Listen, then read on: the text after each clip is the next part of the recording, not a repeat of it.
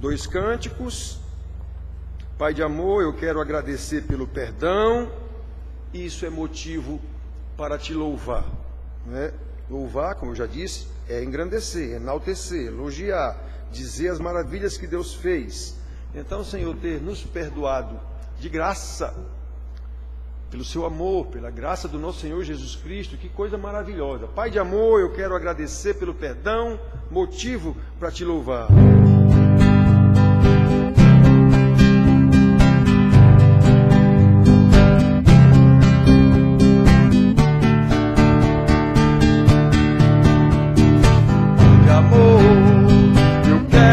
Agradecer pelo perdão, motivo para louvar. Minha vida e tudo o que sou, te oferecer, eu quero consagrar.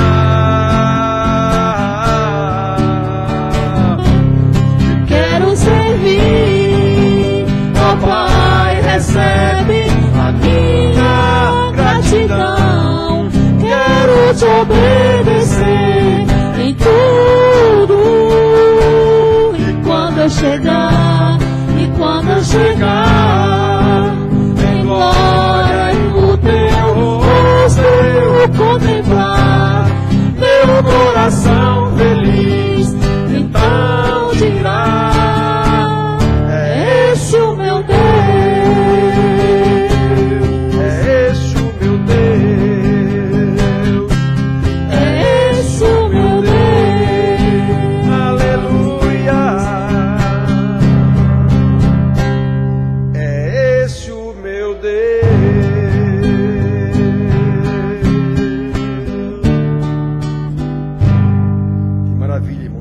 Diante do Senhor Jesus Cristo.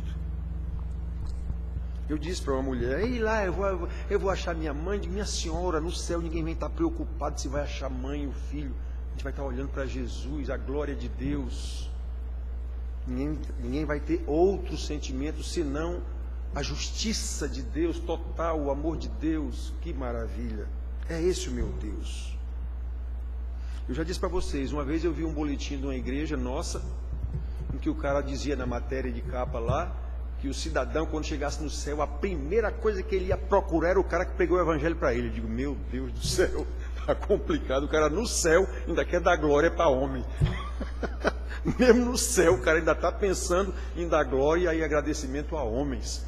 Eu vou lá, no céu é a glória de Deus. Nem sol, nem lua, nada terá. A glória de Deus é tão resplandecente que não haverá nem mais astros, digamos assim, para nada. Que maravilha! Não há lugar para outro sentimento senão glorificar a Deus. Que maravilha, irmãos. Tu és digno, Senhor.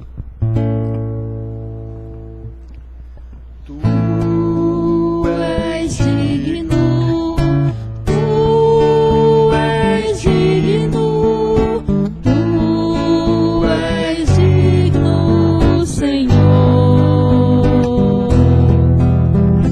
Tu és digno de receber glória, glória.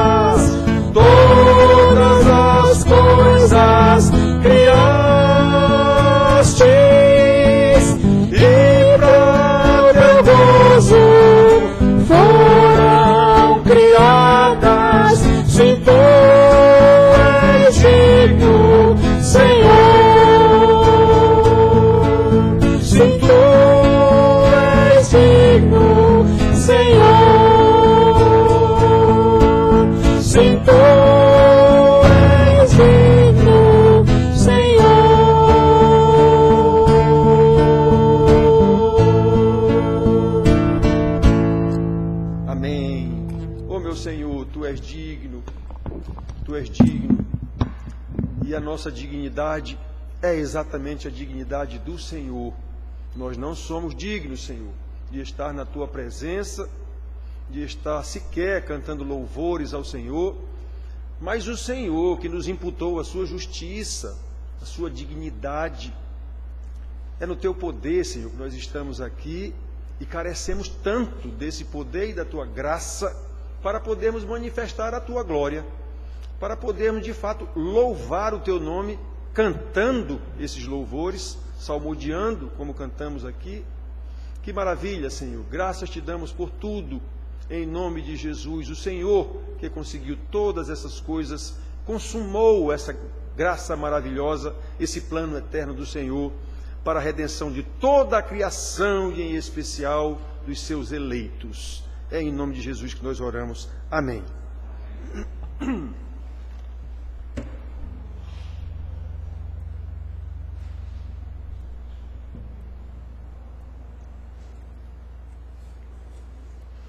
Irmãos, a lição de hoje dos meninos lá dentro, dos jovens, foi muito boa, e a daqui também. Eu também leio a lição daqui dos adultos. Que lição! Que maravilha Deus tem.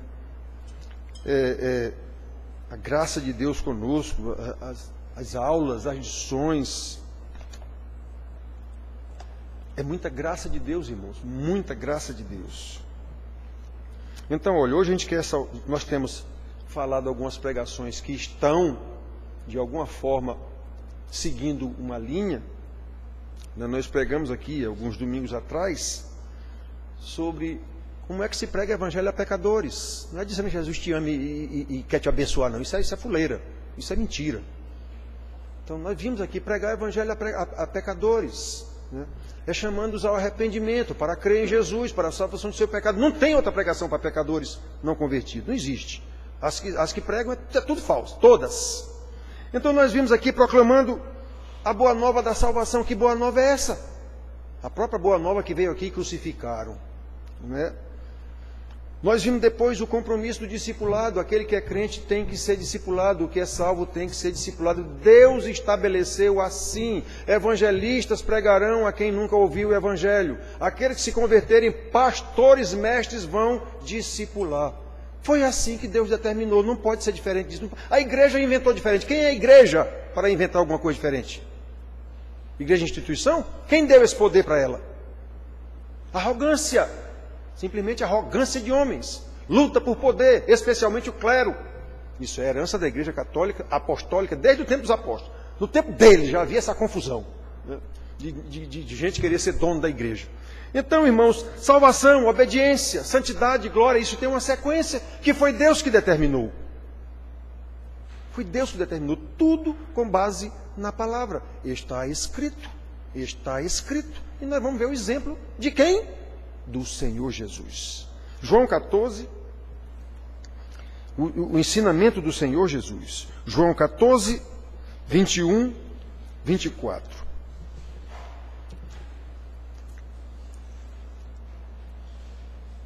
Eu vou ver se no domingo que vem,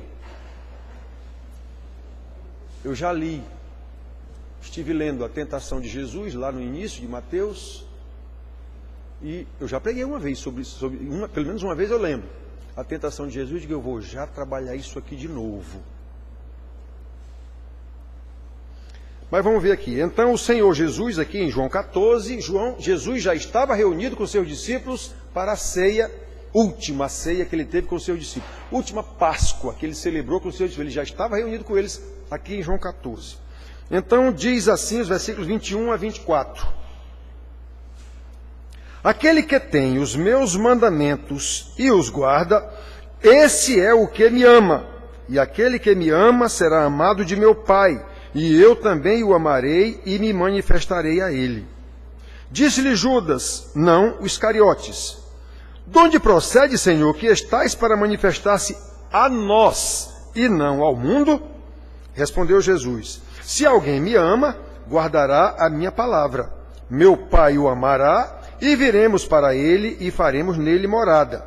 Quem não me ama, não guarda as minhas palavras. E a palavra que estais ouvindo não é minha, mas do Pai que me enviou. Irmãos, isso são palavras do Mestre de uma profundidade tal que a gente, quando lê isso aqui, apenas lê e pronto. Mas não é apenas ler e pronto, irmãos. As palavras de Jesus são terríveis. Na maioria das vezes, as palavras de Jesus são terríveis, maravilhosas e ao mesmo tempo terríveis. Hoje o irmão me falou sobre o negócio de rico. Pastor, porque rico é difícil. Rico, né? É complicado ser rico. Digo, meu irmão, não é difícil não. Jesus disse que é impossível. Ele não disse que é difícil não. Ele disse que é impossível um rico ir para o céu. É mais fácil um camelo passar no fundo de uma agulha. Por mais que haja explicações as mais diversas para essa história do camelo no fundo da agulha, todas elas, de alguma forma, é impossível. Muito difícil. Como é difícil qualquer pecador ir para o céu? Na verdade, é impossível. Mas Jesus diz, para Deus não há impossíveis. Mas no caso de um rico, é impossível mesmo, digamos assim. Então, irmãos, mas a palavra de Deus é muito dura. Essa palavra adocicada, eu digo para vocês aqui, é chato eu dizer isso, mas é falsa, seja lá quem for o pastor que pregue, palavra adocicada é falsa. Tem na Bíblia a palavra adocicada? Tem, mas qual é o contexto? Vá ver qual é o contexto. Não é contexto para pecadores em franca prática do pecado, não. Normalmente é para pecadores já todo arrebentado depois do juízo de Deus, e Deus dizendo, eu vou levantar vocês. Todos os casos, é esse o contexto. Então, irmãos, é muito triste constatar que as pessoas procuram aconselhamento, normalmente, as pessoas que procuram aconselhamento, normalmente, não querem ouvir a palavra de Deus. O que elas querem é um psicólogo. O que elas querem é um pastor que vai orar por elas. O que elas querem é palavra de autoajuda. Algo que levante a sua autoestima naquela dificuldade que ela está passando, que está meio ruim, não sei o que, a situação, seja econômica, seja familiar, seja amorosa, seja o que for. Mas por quê? Qual é a causa disso? Isso aí o cara não quer nem ouvir falar. Ser confrontado com o seu pecado, que deu causa a isso, ele não quer nem ouvir falar. Eu quero que o senhor ore por mim. Então, irmão, não querem ser confrontados com o pecado nem a pau. E o pastor, via de regra, não é fiel para fazer isso. Senão ele perde os membros da igreja dele. Ele quer consolar os irmãos. Como os irmãos sabem que não terão isso de mim, não tem isso de mim, nem terão, sumiu todo mundo. Rarissimamente alguém me procura para um aconselhamento. Por quê? Porque sabem que eu vou confrontá-los com o seu pecado e vou dizer o que a palavra diz. Não querem. Mas, que mais o quê? Que mais o quê? Rarissimamente alguém me procura para aconselhamento, depois de 15 anos aqui, dizendo o que é para ser dito. Que coisa triste, irmãos. Digo que é triste, porque o verdadeiro crente sabe muito bem que é amado de Deus, como nós lemos aqui, sabe muito bem que foi salvo por Jesus Cristo, que veio fazer nele morada na pessoa do Espírito Santo. Quem é crente sabe disso. E isso é suficiente para manter a sua autoestima, digamos assim, elevada. A aula dos meninos hoje, o tema foi de bem com a vida, independentemente de circunstâncias, de bem com a vida, alegrai-vos no Senhor. Dai sempre graças ao Senhor, seja qual for a situação. Qual é a sua perspectiva? É a sua? Então você vai ficar arrasado, triste. E eu, na ocasião, falei, as pessoas que vêm para culto de oração, que eu digo para vocês que isso é um engodo, todas vêm na sua perspectiva. Vem querer que Deus o abençoe. Ele não vem na perspectiva de Deus. O Deus é Ele mesmo. Eu quero que Deus me abençoe. Ninguém vem para uma reunião de oração na perspectiva de Deus. Ele vem na perspectiva dele e quer um Deus que o abençoe. Só isso que ele quer. E eu estava dizendo para mim, preste atenção, meus filhos, em tudo dai graça. Em tudo, sabe o que é tudo? Tudo. Alegrai-vos no Senhor, a perspectiva é a perspectiva de Deus, não é a sua. Então, irmãos, olhem só. É por isso, irmãos, que no nosso país culturalmente corrupto, pela graça de Deus, a gente está vendo se começa uma recuperação. País corrupto, inclusive a igreja corrupta. O que o crente realmente necessita, eu vivo dizendo isso aqui, o que o crente necessita é de discipulado. Discipulado responsável. Eu disse domingo passado e vou dizer de novo hoje. Eu nunca conheci um pastor interessado em discipular a igreja. Em discipular os irmãos, interessado na santidade dos irmãos. Ele faz aquele ritual que a igreja tem, escola dominical, não sei o que mais, mas não está interessado. Eu dou aula, faço um estudo bíblico, culto de oração, ou seja, cumprir um ritual religioso que toda igreja tem, de qualquer forma. De preferência, dando um jeito das pessoas não saírem da igreja, dando um jeito dessas pessoas virem para a igreja, mesmo com astúcia. Eu nunca conheci um pastor que, de fato, esteja interessado na santidade dos irmãos, em ensinar a palavra de Deus. Nunca conheci. Eu conheci pastor que ensinava a palavra com integridade. Eu já disse para vocês. O pastor Laírton Lira Cruz Júnior era um homem que ensinava a palavra de Deus com integridade, mas não demonstrava interesse nenhum em conduzir esses irmãos em santidade e ensinar realmente. Então, irmãos, é preciso tomar muito cuidado, irmãos. Muito cuidado. Lemos aqui, Colossenses, cuidado com as vãs sutilezas. Então, olhe, o crente realmente precisa de discipulado. Precisa de discipulado, de ensinamento sobre obediência, sobre santidade, a fim de andar do modo digno da vocação a que foi chamado Filho de Deus. Tem um nome a zelar, o nome de Deus. E não de mensagem boa, bonita, de autoajuda, como se vê na nossa cultura individualista e hedonista. Os meninos, na lição deles hoje, tinham um texto de John Piper, de uma carta que ele respondeu a um jovem que perguntou para ele sobre esse negócio de hedonismo, que o John Piper fala de hedonismo evangélico, quer dizer, os caras querem se sentir bem em igreja. Aí ele estava explicando para o jovem o que é isso. Muito boa carta. Então nós temos ensinado insistentemente, a salvação que recebemos de Deus em Cristo Jesus deve ser caracterizada por uma vida de obediência, por uma vida de santidade. E estes versículos que nós lemos aqui, palavra do Senhor Jesus, nos mostram que guardar os mandamentos de Cristo é exatamente a prova de que o amamos. Se me amais, guardares os meus mandamentos, e de que nós somos amados por Ele. Lembrando, nós o amamos porque Ele nos amou primeiro. 1 João 4,19 diz isso. Então, o nosso amor por Ele, a nossa obediência é fruto do seu amor por nós. Então eu não posso dizer que sou crente e sou desobediente. Não combina, meus irmãos. Não combina. O Senhor Jesus está dizendo aqui, não combina. Eu não posso ser um crente desobediente, não combina. Eu não posso ser um ladrão honesto, não combina. Eu não posso ser uma prostituta pura, não combina.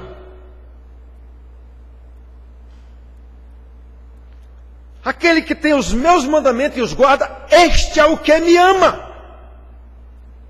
É o começo da conversa. E quem é que ama o Senhor Jesus?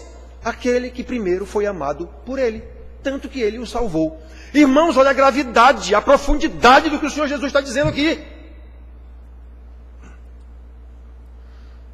Porque eu digo que só pode ser feito de acordo com a revelação que nós recebemos. Tem que ser de acordo com a revelação que nós recebemos. Olha a pergunta de Tiago aqui. Senhor, que negócio é esse que o Senhor está dizendo que vai se revelar a nós e não ao mundo? Presta atenção, irmãos. A proclamação do Evangelho é ao mundo todo. Mas a revelação é só aos eleitos. A proclamação é ao mundo todo. Ontem à tarde, eu acho que foi ontem à tarde, não estou lembrado, mas eu tive conversando com o Daniel sobre isso, a gente sempre discute esses assuntos. Eu digo, meu irmão, a proclamação do Evangelho já foi feita para o mundo inteiro. Agora, a revelação é só para os eleitos. A proclamação já foi feita para o mundo inteiro. Vamos pregar. Pregar o quê? Você vai tentar, com astúcia, fazer prosélitos. É isso que a igreja faz. E Jesus acusou, na época dele, os fariseus. Vocês rodeiam mar e terra para fazer um prosélito e depois o fazem 2 vezes pior do que vocês. Caramba, Jesus acusou isso. Então, irmãos, prestem atenção.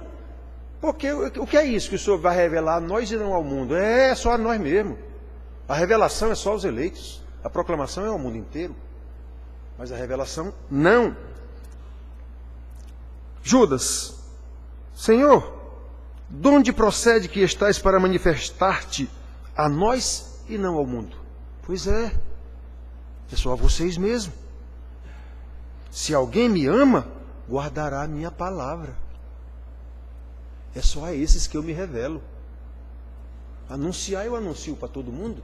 Eu mostrei aos meninos hoje de manhã lá, Mateus 14, 1-4. Jesus, lá está escrito.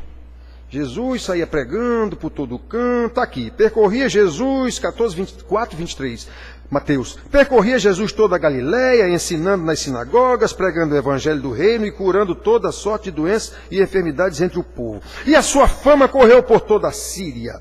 Trouxeram-lhe então todos os doentes, acometidos de várias enfermidades e tormentos, endemoniados, lunáticos, paralíticos, e ele os curava. E da Galileia, Decápolis, Jerusalém, Judéia e da além do Jordão, numerosas multidões o seguiam. O seguiam por quê? Ele curava todo mundo. Então, por causa disso, sua fama correu por toda a Síria. Era só curar que ele fazia? Não. Ele pregava o evangelho, ensinava e curava. Então a sua fama se espalhou por tudo quanto é canto e traziam tudo quanto era doente, leproso, aleijado para ele curar. Alguém o procurava por causa dos ensinamentos dele? Não. Não. Procuravam-no só por causa do que ele fazia. Então quando eu procuro a Deus só pelo que ele pode fazer por mim, está complicado. Eu não tenho relação com Deus.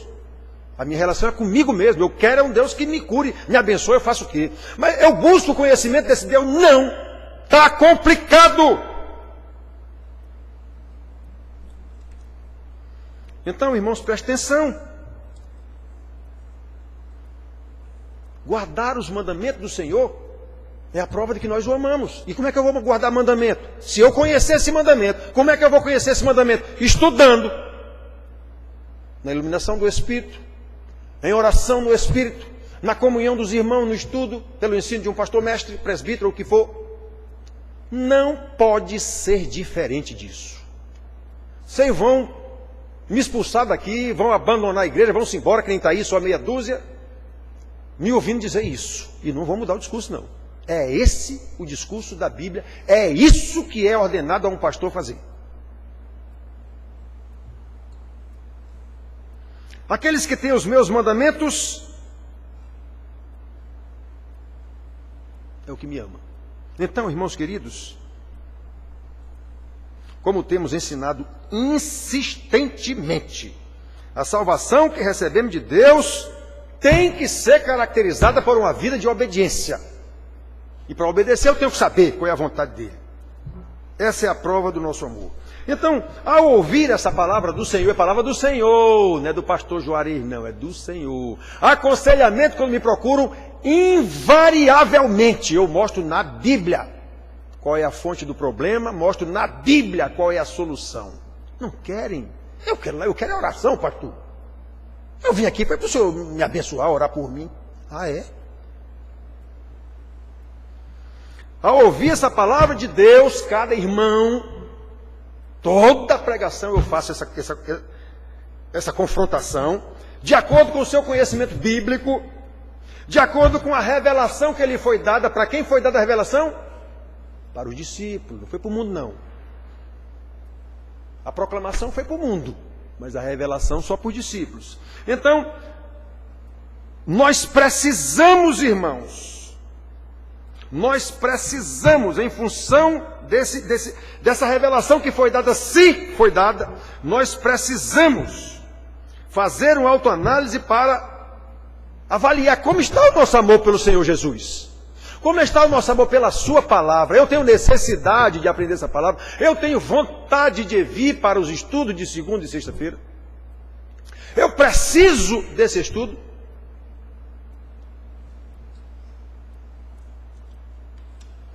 Essa avaliação, irmão, de como anda o meu amor por Jesus, só pode ser feita em função do conhecimento que eu tenho dele. em função da obediência aos seus mandamentos. E, obviamente, a obediência aos seus mandamentos tem a ver com o conhecimento desses mandamentos. Não pode ser diferente. Essa é a medida do nosso amor pelo Senhor Jesus. Aquele que guarda os meus mandamentos, esse é o que me ama. A gente lê isso aqui e passa batido. Na leitura, estou acostumado a ler isso aqui em cima. Peraí, colega, repare o que é que Jesus está dizendo aí.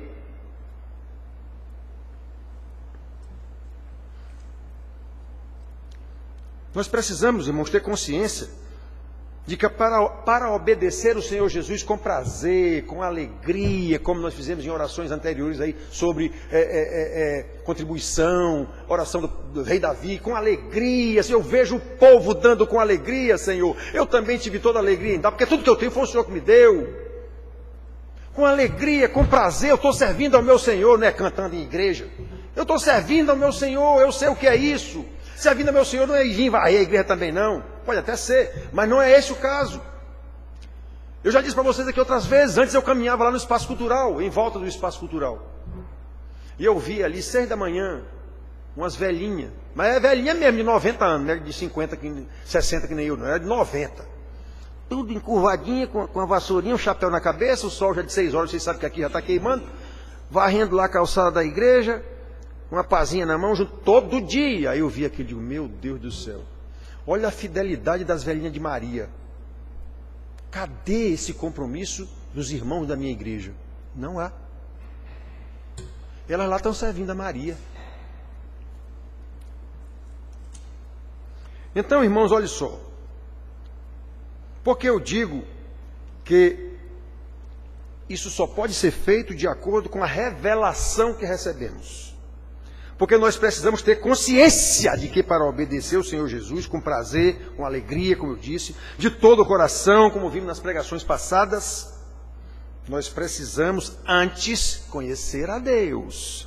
Nós precisamos antes conhecer a extensão do nosso amor, que é simplesmente a extensão, repito, do amor de Deus em nós, ou não.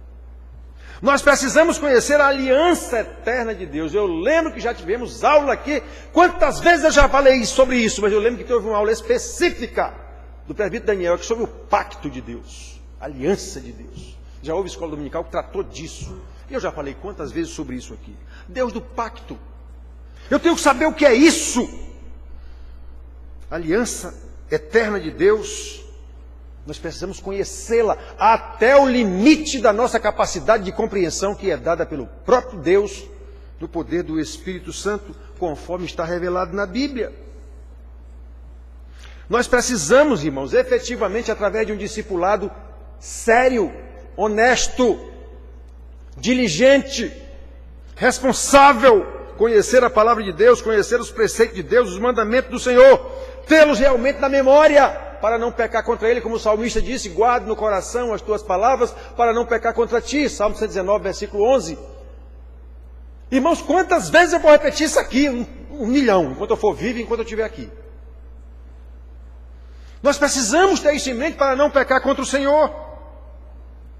O que implica praticar a palavra de Deus em obediência. Quem é que vai fazer isso? Os discípulos de Jesus, porque só a eles é dada essa revelação. Não é dada ao mundo.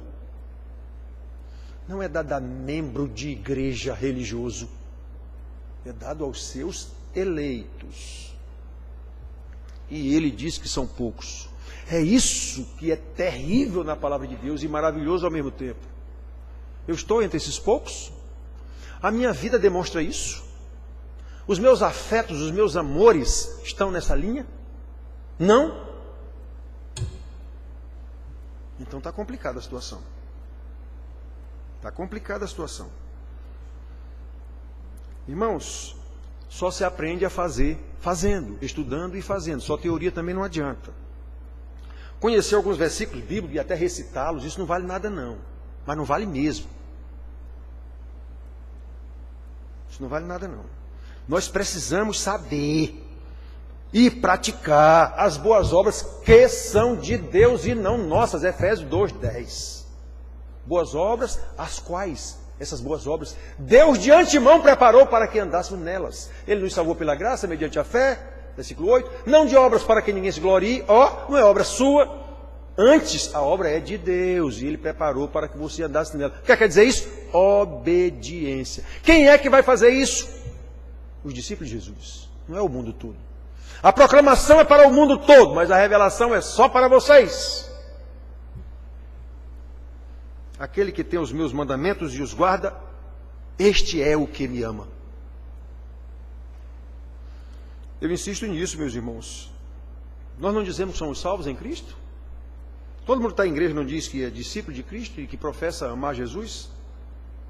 Então o que se espera de nós é que demonstremos a nossa salvação. Há quantos domingos eu venho falando sobre esse negócio de discipulado, de obediência, de não sei o quê.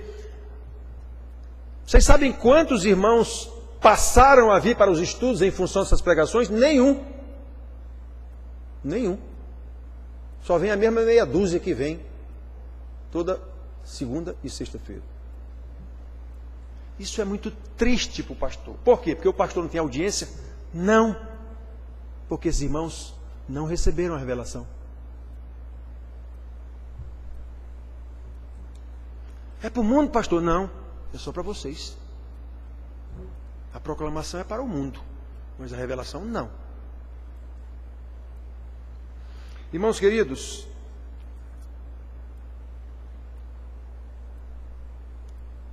o que se espera de nós é que nós demonstremos a nossa salvação, guardando os mandamentos do Senhor, e para guardá-los nós temos que saber, temos que conhecer. E para conhecer temos que estudá-lo diligentemente, com responsabilidade. Observe a sequência do versículo 21. Veja que coisa maravilhosa, eu já expliquei isso aqui em outras situações, em estudos bíblicos. Veja que coisa maravilhosa, Jesus faz uma afirmação e duas promessas vinculadas a essa afirmação. Eu já falei isso aqui outras vezes em estudo. Olhem só, o 21. Aquele que tem os meus mandamentos e os guarda, este é o que me ama. Isso é uma afirmação. Aquele que tem os meus mandamentos e os guarda, Jesus afirma, este é o que me ama. Olha a continuação. Agora já é uma promessa. E aquele que me ama será amado do meu Pai. Primeira promessa. Segunda promessa. E eu também o amarei e me manifestarei a ele. Então repare que Jesus faz uma afirmação. Aquele que guarda os meus mandamentos, este é o que me ama. Isso é uma afirmação do Senhor Jesus. Aí ele faz duas promessas vinculadas a essa afirmação. E o que me ama será amado de meu Pai, isso é uma promessa. E eu também o amarei e me revelarei a ele, segunda promessa. Irmãos, meu Deus do céu, vocês sabem quem disse isso? Jesus. Para quem ele disse isso? Para os seus discípulos, não foi para o mundo. Para os seus discípulos. Ou seja, aquele que estiver enquadrado na afirmação do Senhor, o que guarda os meus mandamentos é o que me ama, ele é automaticamente alvo natural das duas promessas. O amor a Cristo é evidenciado claramente pela obediência dos seus mandamentos, que traz como consequência natural o amor do Pai e do Filho, primeira promessa. Segunda promessa, e a promessa da manifestação de Jesus a Ele. Irmãos, esta é a vida em abundância prometida pelo Senhor Jesus. Não é riqueza que nem as igrejas prometem, não. Vida que se autoalimenta pelo conhecimento e prática da palavra no poder do Espírito Santo. Olha o círculo virtuoso, não é círculo vicioso não. Olha o círculo virtuoso, eu já falei isso aqui também em estudos. Quanto mais estudamos e entendemos o amor de Deus que nos é revelado pela sua palavra, mais obedecemos essa palavra, porque eu passo a conhecê-la. Aí eu vou fazer o que ela diz, do poder do Senhor. E quanto mais obedecemos, mais somos amados pelo Pai, que tem prazer em nós, os filhos amados. E pelo Filho, como ele disse, aquele que me ama, o Pai e eu o amaremos também. E o Filho se manifesta a nós, como ele diz, a nós, em nós e através de nós, a fim de que outras pessoas sejam alcançadas pelo Evangelho que respiramos e transpiramos a luz de Cristo que agora está em mim. Jesus disse, eu sou a luz. Depois ele disse, vocês agora são a luz. Pronto, é isso que é ser crente, é isso que é ser igreja. Não é sair falando besteira para o povo na rua, não. Eu vi de novo a mulher pegando para os bêbados ontem de manhã lá. Eu digo, meu Deus do céu, que loucura. O mesmo povo lá pregando para os bêbados, dando café de novo. Que loucura. Eles acham que estão evangelizando disso. Vai ver a vida deles, vai ver a igreja deles como é. Ninguém dá o que não tem. Se você não é crente, você não tem condição nenhuma de evangelizar ninguém. E como é que eu sei que você não é crente? Porque você não obedece a palavra de Deus. Pronto. Não há outra explicação. Não há outra explicação. Jesus. Quem disse isso? É eu, pastor Juarez. Não, quem disse foi Jesus. Quem disse foi Jesus, não fui eu não. Irmão, ser crente é muito mais sério do que o que as igrejas propagam. Muito mais sério. Igreja comércio sempre foi, desde o tempo dos apóstolos, e eles dizem isso. Que eles querem encher a barriga deles. Eles dizem isso. Eles querem ficar ricos às custas de vocês. Eles dizem isso. Desde o tempo dos apóstolos, não é novidade nenhuma não.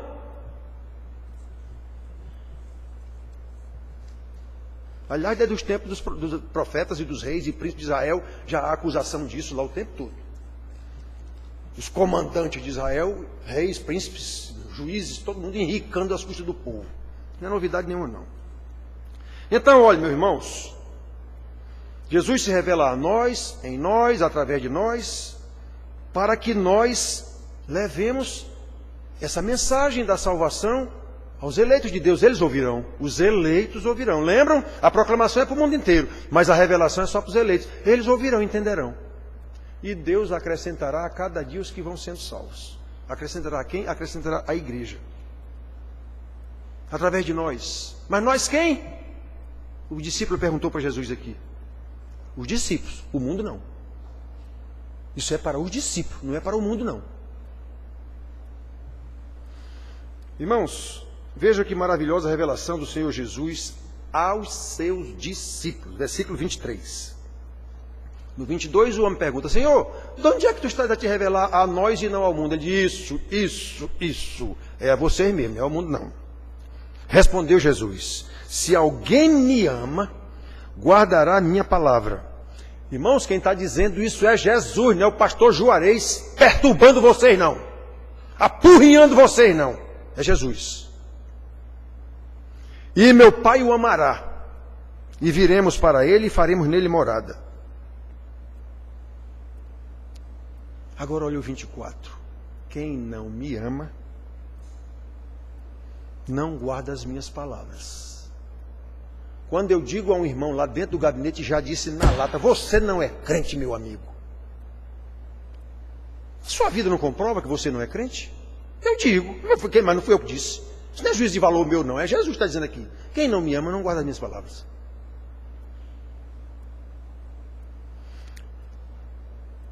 E agora, é o pastor Juarez que é radical, que é grosso, que é seja lá o que for? Ah, não, meus irmãos, é Jesus que é radical e que é grosso. Foi ele quem disse isso.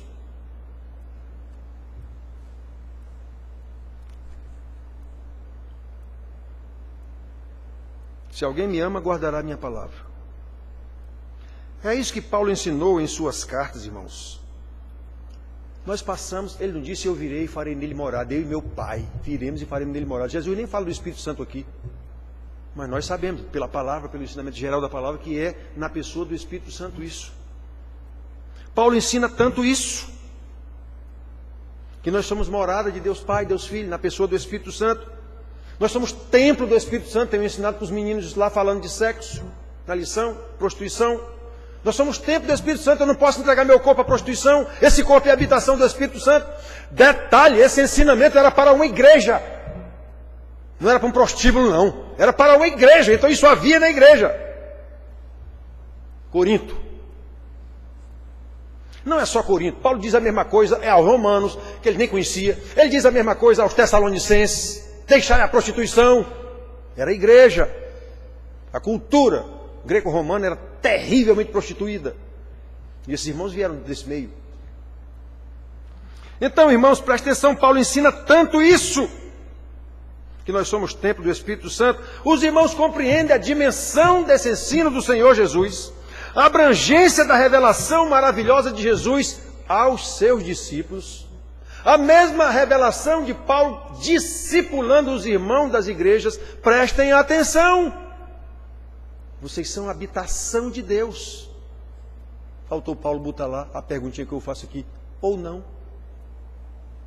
Mas Paulo coloca uma condicional lá em vários lugares. Se é que vocês de fato são crentes. Se é que de fato vocês têm o Espírito Santo. Então, irmãos, por isso eu insisto tanto em dizer que o verdadeiro crente não precisa de palavras adocicadas, psicologizadas, mensagem de autoajuda. Não precisa. Se for o caso dele precisar de um tratamento, esse tratamento psicológico tem que ser acompanhado com o pastor, com acompanhamento pastoral. Psicologia é totalmente anticristã. Não adianta tentar ajeitar, não, é anticristã. É contrário ao ensinamento da Bíblia.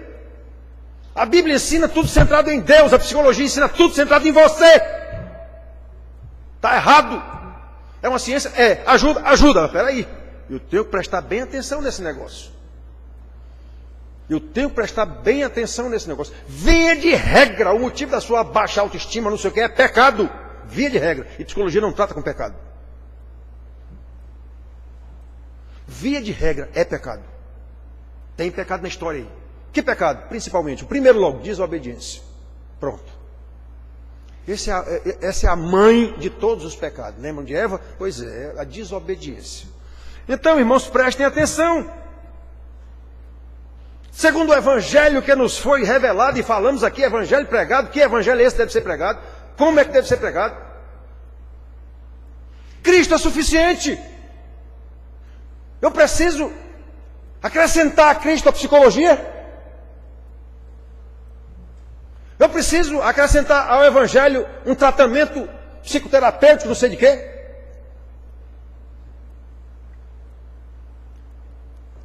Eu não estou condenando essa ciência. Aliás, toda ciência é arrogância, toda, qualquer uma. Essa é a principal, em arrogância do ser humano. Achar que ele é o centro de tudo, ele é a norma geral de todas as coisas, é o ser humano. É isso que a psicologia prega, ensina. Foi assim que ela nasceu. Com o seu doutor Freud lá e seus seguidores. Foi assim que ela nasceu. O homem é o centro de tudo. Eu tenho dito a vocês aqui, quem foi que criou isso? Homens que são totalmente evolucionistas. Não são criacionistas, homens que não creem em Deus, embora diga que Deus existe, porque chega no momento que ele diz, tem Deus sim, mas esse Deus quem faz sou eu, do jeito que eu quero. Chega num ponto que eu digo, esse Deus está morto. Que nem Nietzsche disse isso, esse Deus está morto. Isso não serve mais para nada. A ciência agora é quem resolve tudo. Os positivistas, descarte da vida, tem que provar, ou você prova, ou então, essa conversa de igreja, isso não serve para nada.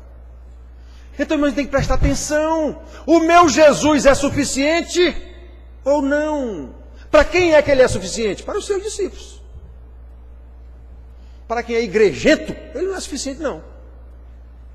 Nem será nunca. Ainda tem mais essa. Ele fez morada nos seus discípulos. Aquele que obedece aos meus mandamentos é o que me ama. E eu me manifestarei a ele, eu e meu Pai viremos e farei morada nele.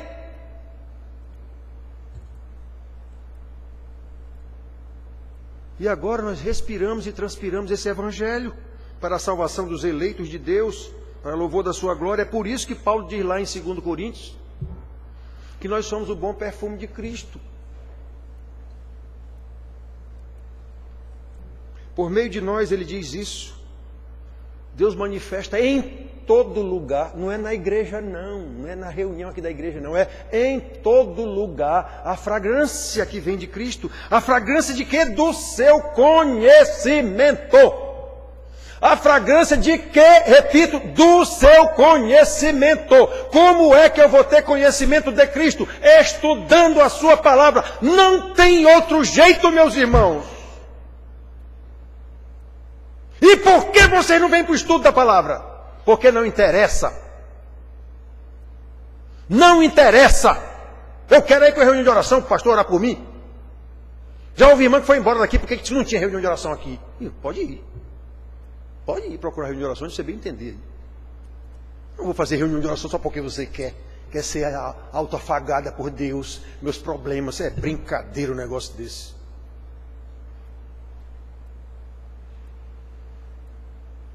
Irmãos queridos, a fragrância de Cristo que deve se manifestar em todo lugar, não é na igreja, é o seu conhecimento. Paulo ensinou isso. Paulo ensinou isso. Porque nós somos para com Deus o bom perfume de Cristo, o conhecimento de Deus, na pessoa de Jesus Cristo. Veja que esse versículo também explica o que vem a ser essa manifestação de Cristo a nós, em nós e através de nós. Quanto mais cheios do conhecimento de Deus, conhecimento, lembra que essa sua fragrância se manifesta em todo lugar? Pelo seu conhecimento. Então prestem atenção, meus filhos. É aí que nós vamos manifestar em todo lugar. Não é só aqui na igreja, não. A presença de Deus e de Jesus, o poder do Espírito Santo em nós e através de nós, pelas boas obras de Deus que são praticadas por nós em obediência à sua palavra. Quem me ama é aquele que obedece os meus mandamentos. Quem não vive assim, lemos agora aqui também no 24, quem não me ama não guarda as minhas palavras. Irmãos, isso é maravilhoso, tanto quanto é terrível. Maravilhoso para os discípulos, terrível para os membros de igreja religiosos. Religioso não vai para o céu. Entendam isso. Religioso nenhum vai para o céu. Nenhum religioso vai para o céu. Vai para o céu o discípulo de Jesus. Religioso não. Religioso é aquele que prefere as regras de religião ou o que for ao que Jesus disse. É isso que é religioso. Os fariseus eram religiosos, né? Os igrejentos são religiosos. Então, irmãos, prestem atenção. Prestem atenção. Esse é o processo de santificação que funciona, já disse, como um ciclo virtuoso. A gente tem que lembrar disso o tempo todo. Quanto mais conhecemos, quanto mais conhecimento, mais intimidade. Claro, quanto mais a gente conhece uma pessoa, nossos amigos, mais intimidade nós temos com essa pessoa. Interessante que essa intimidade é tão grande, como por exemplo de marido e mulher, e quando há uma separação, essa intimidade vira uma inimizade maior do mundo. Por quê? Porque um conhece os defeitos do outro. Deus não vai nos decepcionar. Cônjuge até pode decepcionar. Deus não. Então, irmãos, prestem atenção. Quanto mais conhecimento, mais intimidade. Quanto mais intimidade, mais obediência.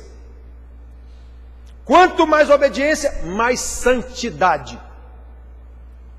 E quanto mais santidade, mais amor a Deus que se manifesta no amor ao próximo. Também não pode ser diferente disso. Onde é que a gente vê amor ao próximo? Onde? O salmista sabia disso ao afirmar que a intimidade do Senhor é para os que o temem. Esse temem é sinal de os que obedecem, aos quais ele dará a conhecer a sua aliança. Salmo 24, 14, aliás. Então, irmãos, os que temem ao Senhor são exatamente aqueles que o conhecem, aqueles que guardam seus mandamentos, aqueles que amam a Cristo e que são amados por Ele e pelo Pai, e por isso Cristo se manifesta a eles, e Ele se manifesta a eles também no amor e na glória do Pai, que nele habitam. Meus irmãos, que coisa linda! É simples assim, aquele que me ama, aquele que tem os meus mandamentos e os guarda, esse é o que me ama. Aquele que me ama será amado de meu Pai, e eu também o amarei e me manifestarei a ele. Se alguém me ama, guardará a minha palavra, e o meu Pai o amará, e viremos para ele e faremos nele morada. Que coisa linda! Mas olha as implicações que tem essa coisa linda. Você pode estar fora disso aqui. Você recebeu essa revelação? Tem condição de fazer uma autoavaliação? Detalhe, irmãos. Quem é hipócrita não tem condição de fazer essa autoavaliação. Que nem os fariseus. Eles achavam que era melhor do que Jesus. Ué, tem gente na igreja que tem acha que é crente e não é coisa nenhuma. A sua vida demonstra. Mas a pessoa, o Lula, acha que é honesto. Então é coisa desse tipo. O nome disso, o nome desse problema, ó a psicologia aqui do pastor. O nome disso é alienação cognitiva. Quer dizer, o cidadão tem umas informações na cabeça dele que é incapaz de receber outras. Aquelas que ele tem são a verdade absoluta para ele e não há mais cão que mude. Só Deus. Acontece que essa pessoa já está com essa informação que ele é crente e não tem mais quem mude, nem Deus, porque Ele não aceita mais. Ele não aceita mais qualquer outra palavra que venha mudar esse conceito que Ele já tem na sua cabeça. Isso é um distúrbio psíquico. Pronto, aí a psicologia entra na história. A psicologia, enquanto ciência, mostra muita coisa, mas a gente tem que ver. Por isso, religioso não vai para o céu, não tem condição nenhuma. Então essa palavra aqui, que coisa linda. Sim, colega, mas você se enquadra nisso? É maravilhoso um pastor dizer, isso aqui é para nós quem, cara pálida? Olha aqui o que discípulo, Senhor, o que é isso que está dizendo para nós e não está dizendo para o mundo? Pois é só para vocês mesmo. Essa palavra foi para os discípulos de Jesus. Quem são os discípulos de Jesus? Aquele que guarda as minhas palavras, esse é o que me ama. Pronto e ponto. Assim deve viver todo aquele que foi salvo para a obediência, meus irmãos. Salvo para a santidade. A gente não foi salvo por nós e pronto, eu fui salvo por Deus. Sim, doutor, para quê? Para quê? Aquele que foi salvo na perspectiva dele não é salvo coisa nenhuma. É o que quer que Deus o abençoe de tudo quanto é jeito. Eu fui salvo, sim, mas eu tenho que ver isso na perspectiva de Deus. Para que foi que Deus me salvou? Para a sua glória, para o seu louvor, para a obediência, para o conhecimento dele. Foi para isso, foi para mim não. Fomos salvos para a glória de Deus, não foi para o nosso bem-estar não. Portanto, irmãos, que Deus nos abençoe e nos conceda vontade de conhecê-lo. O primeiro indicativo de que você de fato foi salvo é a vontade de crescer no conhecimento de Deus. Que nós possamos crescer nesse conhecimento cada vez mais, exatamente para que possamos viver de acordo com a vontade dele e não com a nossa. Pela perspectiva dele e não na nossa perspectiva. Pela lente dele e não a nossa lente. Para que possamos viver de acordo com a vocação para a qual fomos chamados, filhos de Deus. Salvos. Para quê? Para a obediência, para a santidade, para a glória de Deus Pai. Que Deus nos abençoe, irmãos. Amém.